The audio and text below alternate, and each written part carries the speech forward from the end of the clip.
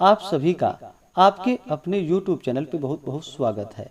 आइए आज आप सब सुनेंगे भाद्रपद मास शुक्ल पक्ष में पड़ने वाली परिवर्तिनी एकादशी व्रत की कथा। भाद्रपद माह के शुक्ल पक्ष की एकादशी को इसे परिवर्तिनी एकादशी, वामन एकादशी, जल झुलनी एकादशी, अंक परिवर्तिनी एकादशी, ढोल ग्यारस, पद्मा एकादशी, दान एकादशी आदि नामों से जाना जाता है।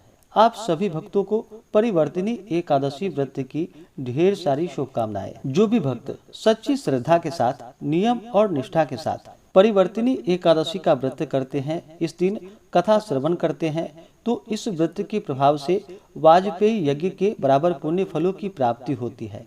यह पापियों के पाप नाश के लिए इससे बढ़कर कोई अन्य उपाय नहीं।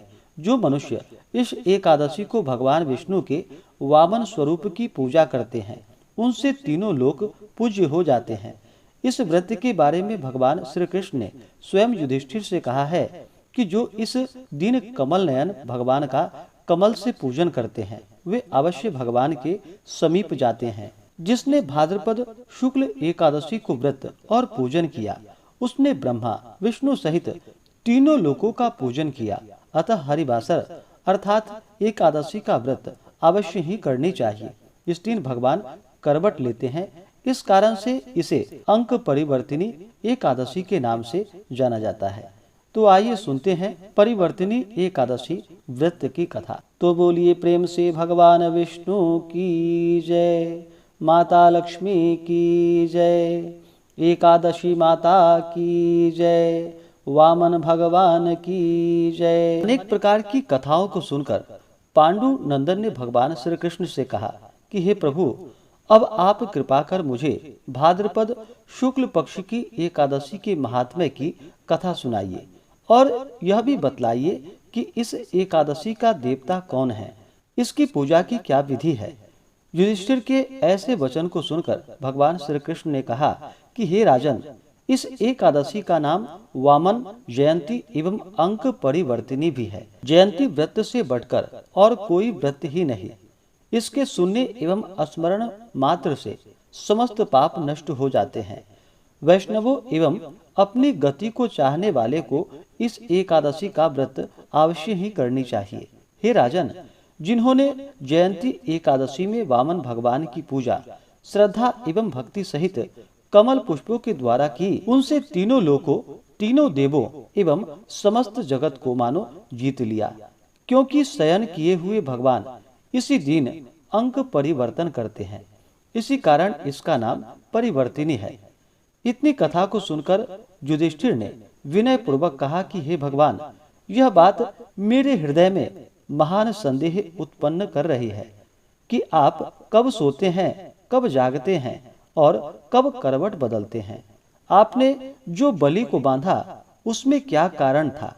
महाराज युधिष्ठिर के ऐसे वचन को सुनकर भगवान बोले कि हे राजन, अब पापों को नाश करने वाली कथा कहता हूँ, आप सुनो। सतयुग में अत्यंत ब्राह्मण भक्त, सत्यवादी एवं दानी बलि नामक राक्षस मेरा अनन्य भक्त था।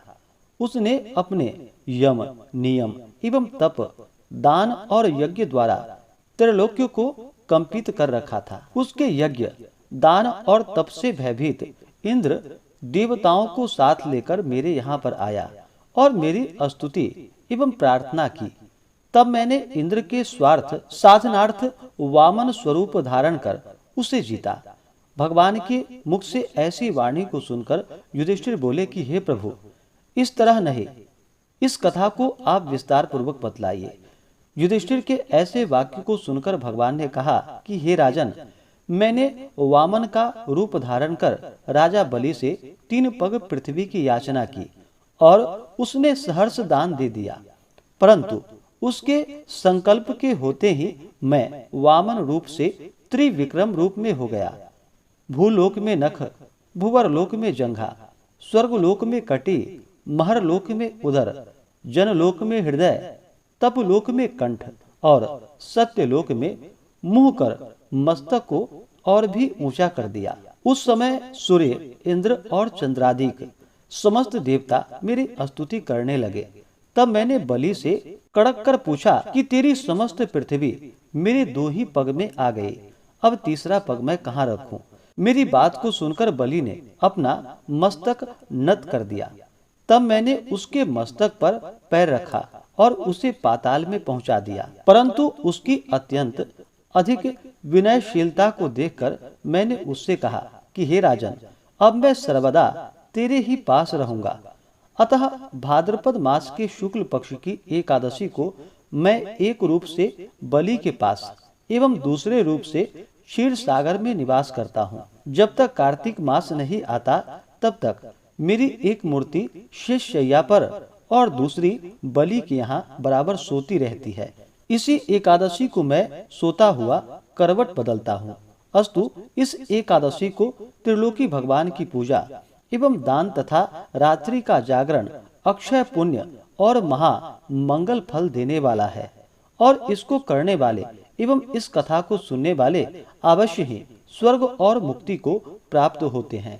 तो बोलिए प्रेम से भगवान विष्णु की जय, माता लक्ष्मी की जय, वामन भगवान की जय। इसी प्रकार से ज्ञानवर्धक जानकारियाँ प्राप्त करते रहने के लिए चैनल पे अगर आप नए हैं तो चैनल को लाल बटन दबा करके सब्सक्राइब करें, साथ में बेल आइकन घंटी को दबाएं ताकि मेरे वीडियो का नोटिफिकेशन आपको समय से मिलता रहे।